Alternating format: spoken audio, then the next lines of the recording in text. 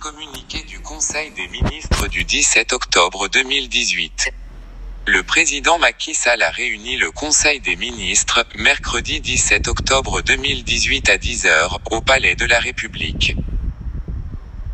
Entamant sa communication autour de la désignation du Sénégal pour accueillir la 4e édition des Jeux Olympiques de la jeunesse en 2022 lors de la 133e session du Comité international olympique (CIO)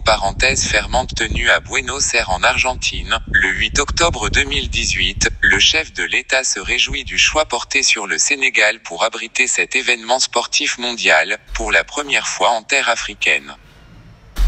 Au-delà de la pertinence du plan Sénégal émerge, PSE, comme composante essentielle de la crédibilité et de la confiance élevée dont bénéficie notre pays à l'échelle internationale, ce choix illustre également la place primordiale accordée par le chef de l'État à la jeunesse dans le développement économique et social national.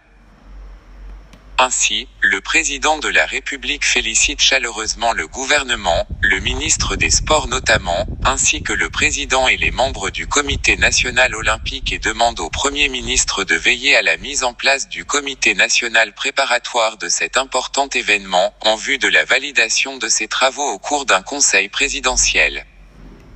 En outre, le chef de l'État adresse ses chaleureuses félicitations aux Lions du football, à leur encadrement technique et administratif pour la qualification du Sénégal à la prochaine Coupe d'Afrique des Nations, prévue au Cameroun.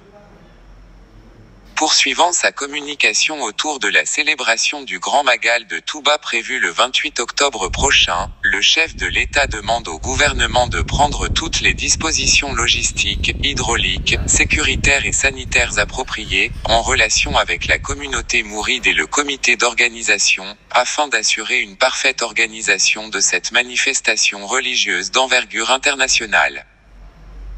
À cet effet, le président de la République invite le gouvernement à intensifier le programme de modernisation de l'agglomération Touba-Mbacké et à prendre toutes les dispositions requises pour l'ouverture temporaire au public, durant la période du Magal, de la nouvelle autoroute à péage, Ila-Touba. Abordant la préparation la prochaine campagne de commercialisation agricole 2018 à 2019, le chef de l'État demande au ministre de l'Agriculture de faire le point exhaustif de la campagne en cours et rappelle également au Premier ministre la nécessité d'engager, dans le cadre d'un conseil interministériel, le processus de fixation des prix aux producteurs, en vue d'assurer une commercialisation optimale, soutenue par un dispositif de financement adapté et performant.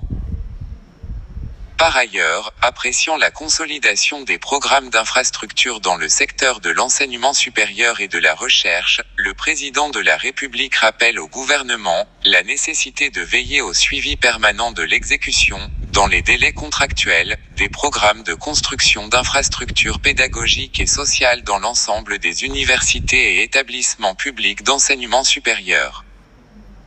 Ainsi, dans cette dynamique d'amélioration des conditions d'enseignement et de recherche, le chef de l'État invite le gouvernement à accélérer le processus de règlement des factures relatives à la prise en charge des étudiants orientés dans les établissements privés d'enseignement supérieur.